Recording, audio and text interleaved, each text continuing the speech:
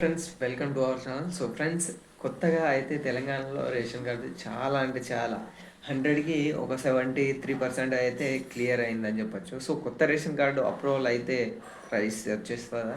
So రాదు. So అది కాకుండా రేషన్ అన్ని పథకాలకి అయితే నాట్ ఎలిజిబుల్ అని చెప్పొచ్చు. కొత్త రేషన్ కార్డు వచ్చిన తర్వాత నెక్స్ట్ ప్రాసెస్ ఏం చేయాలి, ఏం చేస్తే ఆ పథకాలకు మనకు ఎలిజిబిలిటీ అనేది వస్తుంది. లైక్ మహాజ్యోతి కావచ్చు, లేకపోతే మహాజ్యోతి కావచ్చు, గ్యాస్కి సంబంధించింది కావచ్చు, కరెంట్ బిల్లు జీరో బిల్ రావడం కావచ్చు, లేకపోతే మీకు రేషన్ కార్డులో సంబంధించిన సరుకులు రావచ్చు. సో అవన్నీ స్టెప్ బై స్టెప్ ఎండ్ వరకు చూస్తే మీకు క్లారిటీగా అర్థమైపోతుందండి. సో ఎక్కడ కూడా స్కిప్ చేయమాకండి. అలాగే మీ ఫ్రెండ్స్ అండ్ ఫ్యామిలీ వాళ్ళకైతే తప్పకుండా షేర్ చేయండి, ఎందుకంటే ఈ వీడియో వాళ్ళకు కూడా చాలా ఇంపార్టెంట్ అని చెప్పచ్చు. So let's go to video.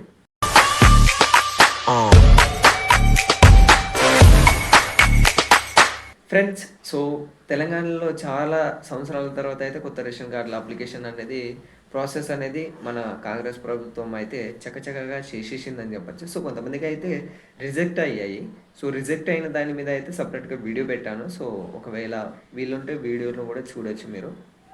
అది కాకుండా సో జీరో కరెంట్ బిల్లు ఏదైతే ఉంటుందో, సో అందులో కూడా రేషన్ కార్డుకు లింకప్ చేస్తే అది కూడా కరెంట్ బిల్లు ఎలా జీరో పేమెంట్ చేయించుకోవాలి, ఎలా అప్లై చేయాలి అనేది కూడా ప్రాసెస్ చెప్తాను. అది కూడా వేరే వీడియో చేశాను, అది కూడా చెక్ చేసుకోవచ్చు.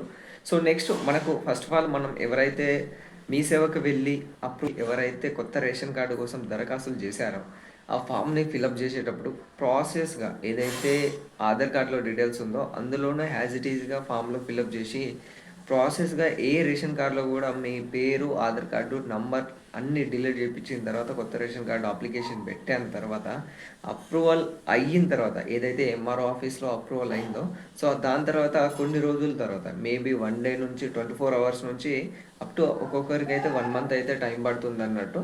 సో డిఎస్సి అని చెప్పేసి, so district civil supply officer కూడా వారు కూడా బ్యాక్ ఎండ్ వెరిఫికేషన్ జరిగిన తర్వాత ఏదైతే ఎంఆర్ఓ ఆఫీస్ వారు ఇన్స్పెక్టర్ అప్రూవల్ చేశారు. సో నెక్స్ట్ ప్రాసెస్ అనేది డిస్ట్రిక్ట్ ఆఫీస్కి వెళ్తుంది అన్నట్టు. సో అక్కడ హార్డ్ కాపీ అనేది వెళ్ళదు.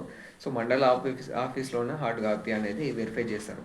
సో డిస్ట్రిక్ట్ ఆఫీస్లో కూడా అప్రూవల్ అయిన తర్వాత చాలామందికి key serial number not registered అని చెప్పేసి వస్తుంది అన్నట్టు. సో కీ సీరియల్ నెంబర్ అనేది అంటే కేవైస్కి సంబంధించిన అన్నట్టు. అది ఏదైతే మీ షాప్లో ఏదైతే మీకు అప్రూవల్ అయిన షాప్ నెంబర్ ఉంటుందో, సో అందులో వాళ్ళ ఏదైతే లిస్ట్ ఉంటుందో ఆ లిస్ట్లో ఒక రిజిస్ట్రేషన్ నెంబర్ మీకంటూ ఒక స్లాట్ నెంబర్ అనేది అక్కడ ప్రొవైడ్ చేస్తారన్నట్టు. అది అనేది ఎంఆర్ఓ ఆఫీస్లోనే చేస్తారు సార్. సో ఎంఆర్ఓ ఆఫీస్లో మీరు వెళ్ళి, సార్ మాకు కొత్త రేషన్ కార్డ్ అయితే అప్రూవల్ అయింది, సో మాకు ఏదైతే అలాట్మెంట్ స్లాట్ చేస్తారో సో అది కొంచెం చేయండి రేషన్ కార్డు కోసం అని చెప్పేసి అడగాల్సి ఉంటుంది అన్నట్టు. సో వన్స్ మీరు అలొకేషన్ కావచ్చు, లేకపోతే ఏదైతే కీ రిజిస్టర్ నెంబర్ వచ్చిన తర్వాత మీరు స్టెప్ బై స్టెప్ ఈ లింక్ కూడా ప్రొవైడ్ చేస్తాను అన్నట్టు. సో ఆ లింకులో మీరు విజిట్ అయ్యి నార్మల్గా మీ ఆధార్ కార్డ్ నెంబర్ కావచ్చు, లేకపోతే కొత్త రేషన్ కార్డ్ నెంబర్ తోటి మంత్ సెలెక్ట్ చేసుకోండి. సో దాని తర్వాత మీరు ఏదైతే ట్రాన్సాక్షన్ చెక్ చేయాలనుకుంటున్నారో సో రేషన్ కార్డులో వచ్చిందా రాలేదా అనేది కూడా చెక్ చేసుకోవచ్చు.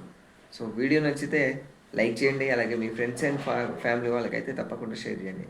Thanks for watching. Keep smile.